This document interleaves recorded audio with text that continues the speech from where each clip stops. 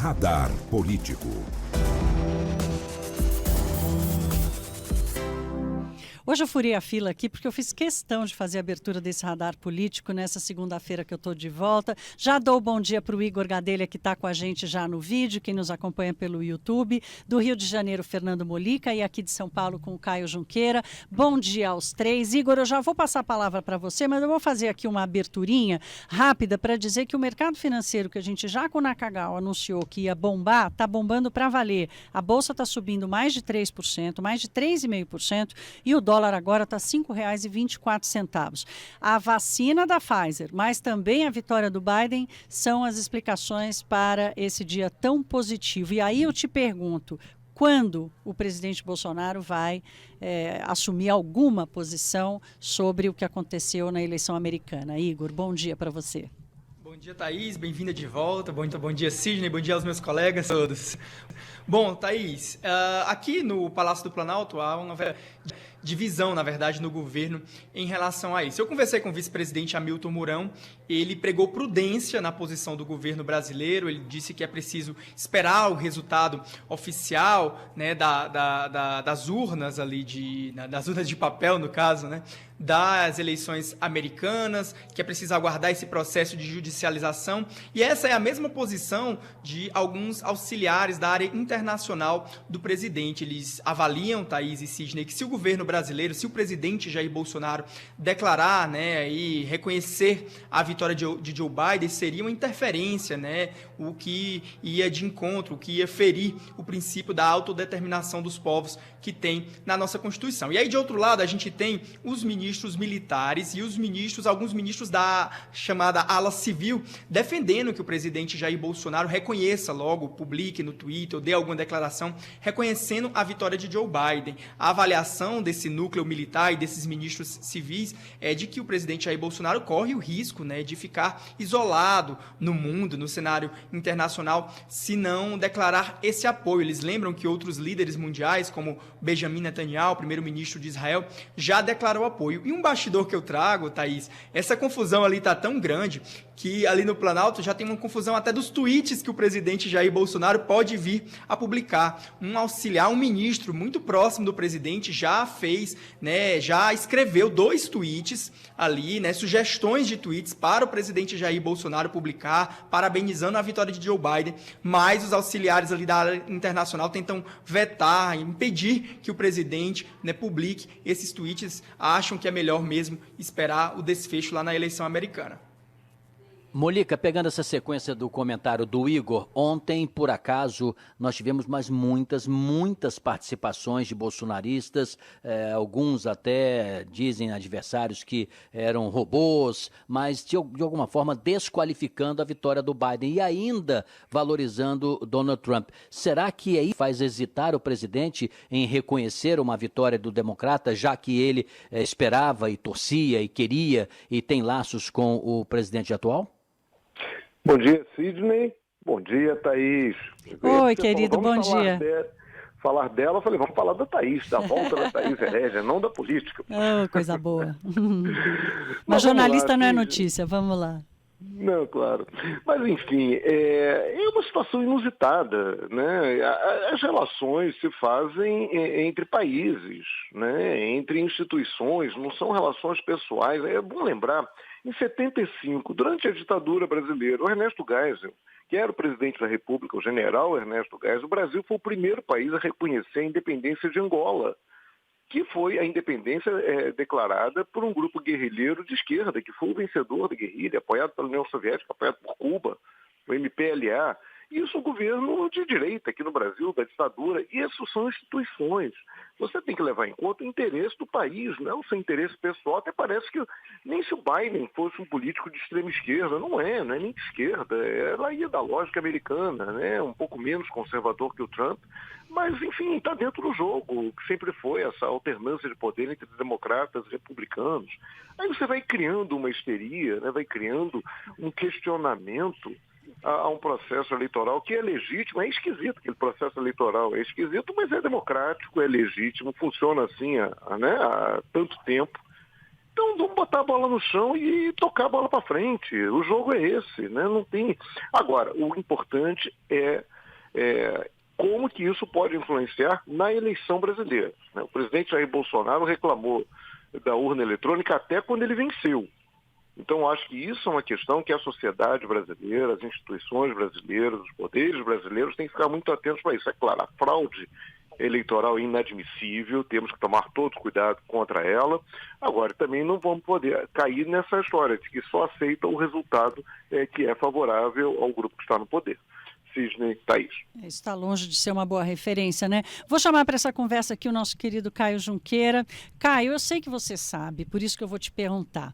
O ministro Ernesto Araújo, que é o chefe do Itamaraty, o nosso ministro das Relações Exteriores, é sabida a posição dele pró-Trump. O último discurso que ele fez, inclusive, ele reforçou esse posicionamento, colocou Bolsonaro e Trump como os únicos líderes ocidentais a favor da proteção aos cristãos, contra a globalização, enfim.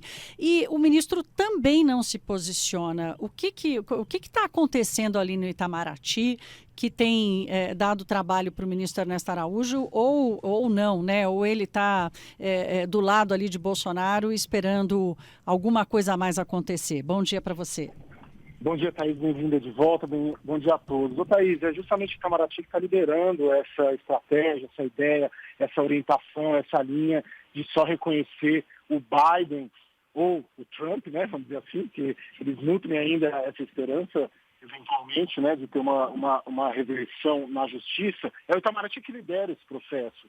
Então, não é que o Ernesto está aguardando, o Ernesto está liderando esse processo junto com os outros assessores ali da área internacional. Parte do Itamaraty essa estratégia e, evidentemente, tem uma questão política aí muito interessante, muito forte, porque o Itamaraty é tido aí pelos bolsonaristas, é a chamada ala ideológica, quase o último resquício do que sobrou de ala ideológica. A gente tinha o Abraham Weintraub no Ministério da Educação, era considerado ala ideológica, sobrou o Palácio Itamaraty. Então não se trata apenas de uma questão, vamos dizer assim, de diplomacia brasileira, ela também reverbera na política brasileira na medida em que essa área ideológica é muito representada no Palácio Itamaraty. Então o presidente Jair Bolsonaro tem que olhar o que os assessores da diplomacia do ministro Ernesto o recomenda e orienta para ele para fazer em relação a esse reconhecimento, mas também de olho nessa base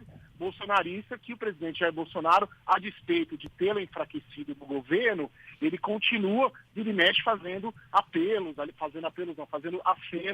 a essa ala. Então, é uma questão, sim, como o Morica dizia ali, vamos dizer, de direito internacional, de diplomacia, da diplomacia brasileira, mas tem uma questão de política interna brasileira que é muito relevante para o governo e para o presidente Jair Bolsonaro, na medida em que o Itamaraty é tido ali como a ala ideológica remanescente no governo Bolsonaro. Ô, Caio, o ministro das Relações Exteriores teria pedido relatórios a diplomatas para ele formar uma posição, uma ideia fundamentada a respeito do que pode, de fato, acontecer na gestão democrata. Você sabe dizer se esses relatórios já chegaram? E há críticas também. Por que ele não fez isso antes também, né, para poder municiar o próprio presidente e tomar a decisão agora mais rápida? Então, eu não tenho informação quanto à recepção, à elaboração desses relatórios. Do que eu tenho conversado com esse pessoal responsável por essa ala, pela diplomacia brasileira e que está de olho lá nos Estados Unidos, eles estão, desde antes ali, desde quando o Biden já era o favorito nas pesquisas, eles minimizavam muito o impacto de uma eventual vitória do Biden na relação entre os dois países. Isso, havia talvez ali um pequeno receio ali quanto à área ambiental, à agenda ambiental, porque essa ala progressista do Partido Democrata de fato virá com algum tipo de pressão e o Biden tem que acenar internamente a essa ala progressista que tem essa agenda ambiental como relevante, mas do mais, eles não têm assim uma perspectiva de grande impacto na relação entre os dois países. Os Estados Unidos continuarão a ser o parceiro preferencial, a estratégia preferencial. Eles avaliam que para os Estados Unidos também é relevante ter o Brasil como um foco importante de apoio na América Latina. Então, na linha geral, não sei sobre o conteúdo desses relatórios, mas pelo menos nas conversas que eu venho tendo com eles aí há 2 semanas, há um mês, para tratar desse assunto, era algo que eles avaliavam como um grande impacto na relação entre os dois países. Ô, Molíca, você que tem um termômetro muito bom ali no Congresso Nacional, como é que essa atitude do presidente Bolsonaro está caindo lá entre as lideranças políticas, hein? Porque o Brasil vai ficando isolado, né? O presidente Bolsonaro vai ficando isolado, quer dizer, o Brasil não pode acabar perdendo, eventualmente, pelo menos uma posição, mesmo que fosse de oposição, mas uma posição de um país do tamanho que é, quer dizer, o que o teu termômetro te conta? E a ideia é essa, né? Há uma certa perplexidade, ainda que, enfim, essas atitudes intempestivas do presidente Bolsonaro já não deveriam surpreender ninguém, né? É o jeito Bolsonaro de pensar e de agir. Mas há uma preocupação em relação a isso.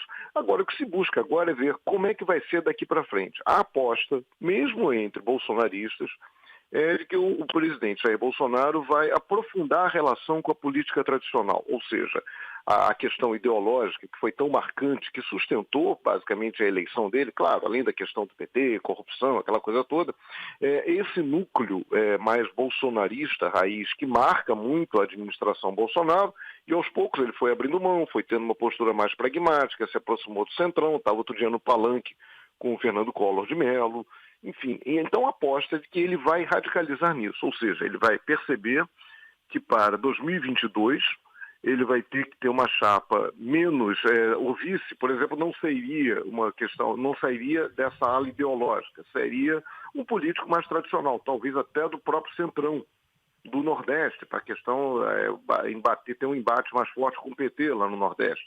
Então a aposta é que ele tem essa direita garantida, por mais que esse pessoal bolsonarista mais raiz fique triste, fique chateado com o presidente Bolsonaro, esse pessoal não tem outra alternativa na hora do voto.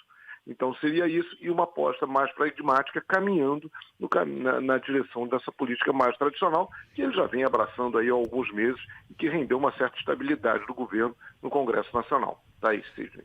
Muito bem, Thaís, estamos já nos despedindo aqui, tanto do Igor, Fernando, como o Caio também. Matou um pouquinho só da saudade, né, Thaís? Só um pouquinho, né? Só um pouquinho, minha gente. Hoje é segunda-feira, é só o primeiro dia dessa volta. Amanhã estamos de volta com o Radar Político, esse quadro que bomba no Espaço CNN.